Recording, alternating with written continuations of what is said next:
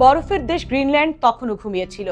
শীতল আকাশের নিচে নীল সাদা বরফের স্তূপ, দূরে হিমবাহের ধীর শ্বাস, আর ইনুইট গ্রামের ছোট ছোট ঘরগুলোয় কেরোসিন বাতির মৃদু আলো, সব মিলিয়ে এক প্রাচীন শান্তি। সেই শান্তির ওপরই প্রথম ভাঙন ধরল এক সকালে, যখন সমুদ্রের দিগন্তে অচেনা ধাতব ছায়া দেখা গেল। জাহাজগুলো আসেনি মাছ ধরতে, এসেছে মানচিত্র বদলাতে। ক্যাপ্টেন ইলিয়াস নর্থ বিশ্ব রাজনীতির নতুন প্রজন্মের প্রতীক, ডেকে দাঁড়িয়ে বরফের দিকে তাকিয়ে বলছিল, এখানে কেবল বরফ নেই, এখানে ভবিষ্যৎ আছে। তার কণ্ঠে ছিল হিসাবের শীতলতা। গ্রিনল্যান্ডের নিচে লুকিয়ে থাকা বরফ, খনিজ, নতুন সমুদ্রপথ আর গলতে থাকা বরফের সুযোগ, সবই ছিল তার পরিকল্পনায়। কিন্তু গ্রিনল্যান্ড কোনো খালি কাগজ ছিল না। Welcome to our show yellow reflection podcast. সাথে আছি আমি সাবরিনা মিলি।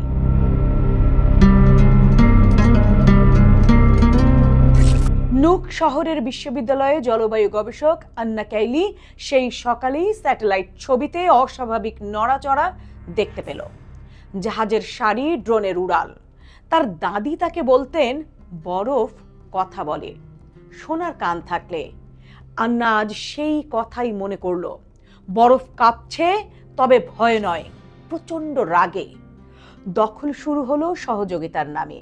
অস্থায়ী গবেষণা কেন্দ্র, নিরাপত্তা সহায়তা, অবকাঠামো উন্নয়ন, বিদেশি পতাকা উড়ল বন্দরগুলোতে। ইনুইট বয়স্করা চুপচাপ দেখল, তরুণরা সোশ্যাল মিডিয়ায় প্রতিবাদ করল। পৃথিবীর বড় বড় শহরে সংবাদ হলো উন্নয়নের নতুন অধ্যায়। কিন্তু উন্নয়নের ছায়ায় অদ্ভুত ঘটনা ঘটতে লাগলো।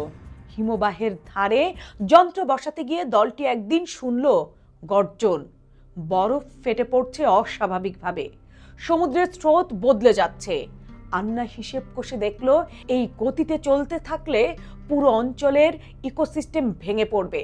সে রিপোর্ট পাঠালো, সতর্ক করলো। উত্তর এলো, ঝুঁকি গ্রহণেই অগ্রগতি। এক রাতে গ্রামে আগুন জ্বালিয়ে বসে বয়স্ক নেতা আওয়াক্কাল্লু বললেন, তারা বরফের ভেতর খনন করছে, বরফেরও স্মৃতি আছে। কথাটা কুসংস্কার মনে হলেও পরের সপ্তাহেই গবেষণা কেন্দ্রের বিদ্যুৎ চলে গেল। ড্রোনগুলো দিক হারালো, জিপিএস সিগন্যাল এলোমেলো। কেউ বলল সোলার স্টর্ম, কেউ বলল সফটওয়্যার বাগ। আন্না জানতো এগুলো প্রাকৃতিক প্রতিক্রিয়া, মানুষের অহংকারের বিরুদ্ধে প্রকৃতির নীরব বিদ্রোহ। ক্যাপ্টেন নর্থ পরিস্থিতি সামলাতে কঠোর হলো, সেন্সর বাড়লো, পাহারা জোরদার হলো। কিন্তু বরফের নিচে যে গল্প চলছিল তা থামলো না। এক রাতে তুষার ঝড়ের মধ্যে গবেষণা কেন্দ্রের সামনে হাজির হলো গ্রামবাসীরা। হাতে কোনো অস্ত্র নেই, শুধু ঢোল আর গানের সুর। ইনুইট গান, যে গানের প্রাণ ছিল বরফের জন্ম আর সমুদ্রের প্রতিশ্রুতি নিয়ে। সেই সুরে যন্ত্রগুলো আবার বিগড়ে গেল। দর্শক, ইনুইট শব্দটা নিশ্চয়ই খুব অপরিচিত মনে হচ্ছে। আসলে ইনুইট হলো আর্কটিক বা সুমেরু অঞ্চলের আদিবাসী গোষ্ঠী, যারা হাজার হাজার বছর ধরে কানাডা, আলাস্কা, গ্রিনল্যান্ড এবং সাইবেরিয়ার খুব শীতল বা বরফাচ্ছন্ন এলাকায় বসবাস করছে। যাই হোক, পরের দিন সকালে আন্না ক্যাপ্টেন নর্থের সঙ্গে দেখা করতে গেল। সে বলল, আপনি দেশ দখল করতে এসেছেন, কিন্তু ভবিষ্যৎ দখল করা যায় না। বরফের হিসাব আছে। নর্থ প্রথমবারের মতো দ্বিধায় পড়ল। জানালার বাইরে হিমবাহের ফাটলগুলো সূর্যের আলোয় স্পষ্ট। তার মাথায় ভেসে উঠল রিপোর্ট, ক্ষতির অঙ্ক আর মানুষের মুখ। বিশ্বজুড়ে চাপ বাড়ল। জলবায়ু বিজ্ঞানীরা, আদিবাসী অধিকার কর্মীরা একসাথে দাঁড়ালো। অর্থনৈতিক হিসাব পাল্টে গেল। অবশেষে এক ঘোষণায় দখলের প্রকল্প স্থগিত হলো। পতাকা নামানো হলো, জাহাজ ফিরল। গ্রিনল্যান্ড আবার নীরব হলো, কিন্তু আগের মতো নয়। আন্না জানতো এই নীরবতা পাহারাদার। বরফ কথা বলছে, মানুষ কিছুটা হলেও শুনছে। দখল থেমেছে, কিন্তু লড়াই শেষ হয়নি। সে তার নোটবুকে লিখে রাখলো, গ্রিনল্যান্ড কোনো সীমান্ত নয়, এটা একটা স্মৃতি, আর স্মৃতি কখনো দখল করা যায় না।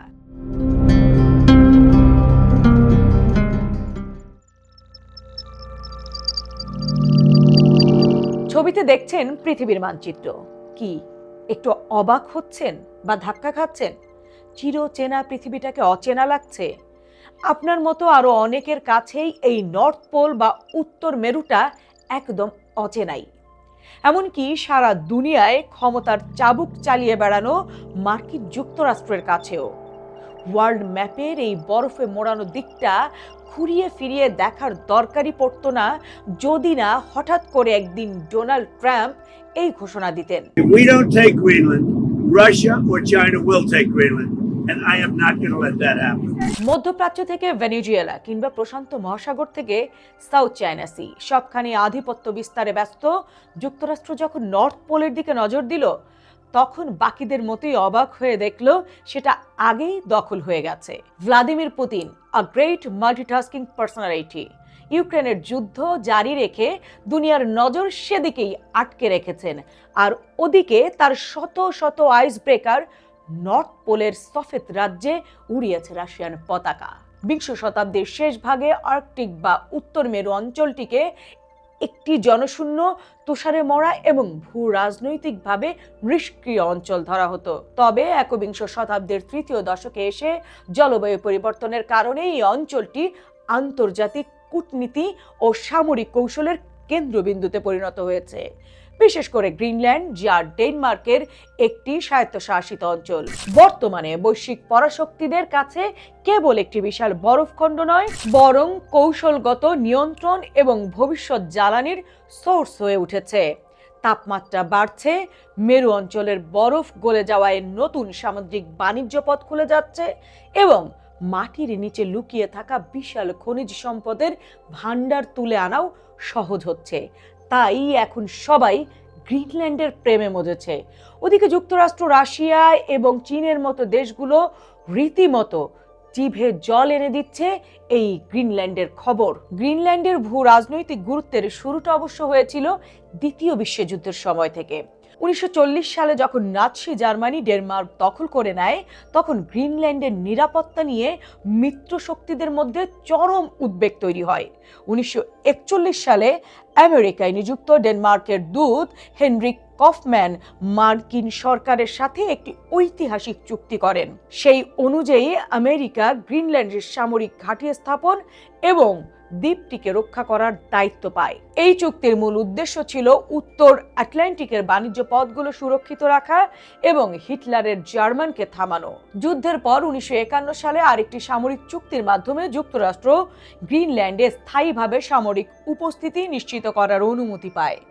আর সে কারণেই থুল এয়ারবেস বা বর্তমান পিটুফিক স্পেস বেস নির্মিত হয়। স্নায়ুযুদ্ধের সময় গ্রিনল্যান্ড সোভিয়েত ইউনিয়নের ওপর নজরদারির জন্য একটি শক্তিশালী রাডার চেইন হিসেবে ব্যবহার হয়েছিল।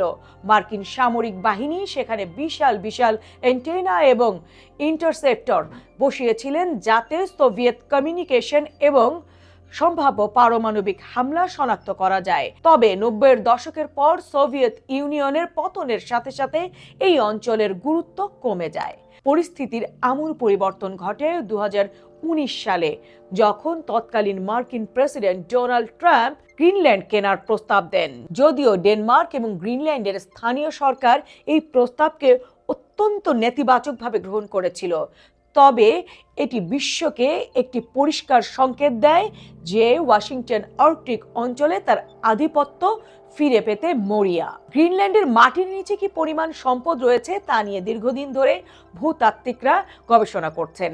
আধুনিক সমীক্ষা অনুযায়ী গ্রিনল্যান্ড বিশ্বের অন্যতম বৃহৎ দুর্লভ খনিজ উপাদান যেমন রিয়ার আর্থ এলিমেন্টস অর্থাৎ ইউরেনিয়াম, জিঙ্ক, তামা, লোহা এবং অত্যন্ত মূল্যবান অ্যান্টিমনির মজুদ আছে। এই খনিজগুলো আধুনিক প্রযুক্তির জন্য এতটাই জরুরি যে এদেরকে একবিংশ শতাব্দীর তেল বলা হচ্ছে।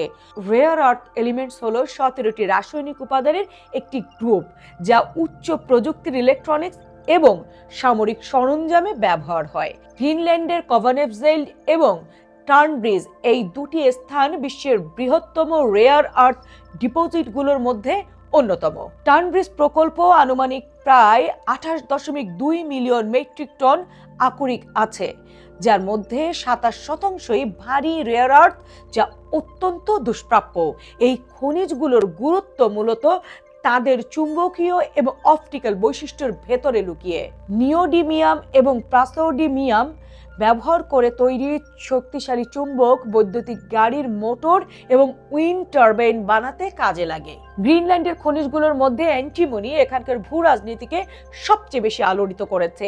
এটি একটি মেটালয়েড যা সাধারণত অগ্নি প্রতিরোধক হিসেবে ব্যবহার হয়, তবে সামরিক এবং নবায়নযোগ্য জ্বালানির খাতেও বিপ্লব ঘটাচ্ছে এই অ্যান্টিমনি। গ্রিনল্যান্ডের এলিওনর নর্থ প্রকল্পে উচ্চমানের অ্যান্টিমনির সন্ধান পাওয়া গেছে, যা পশ্চিমা বিশ্বের জন্য অত্যন্ত গুরুত্বপূর্ণ, কারণ বর্তমানে এই খনিজের বাজারের প্রায় 80% চীনের দখলে। অ্যান্টিমনি সীসার সাথে মিশিয়ে বুলেট এবং কামানের গোলার শক্তি 3 থেকে 5 গুণ বৃদ্ধি করা হয়। এটি নাইট ভিশন চশমা, ইনফ্রারেড সেন্সর এবং প্রিসিশন গাইডেড এমিউনিশন তৈরিতেও কাজে লাগে। এটি পেরোভস্কাইট সৌরকোষের দক্ষতা বৃদ্ধিতে সাহায্য করে। এটি আলোর শোষণ এবং চার্জ পরিবহন ক্ষমতা বাড়ায়, তাই সোলার প্যানেলগুলো তাদের বেশি বিদ্যুৎ উৎপাদন করতে পারে।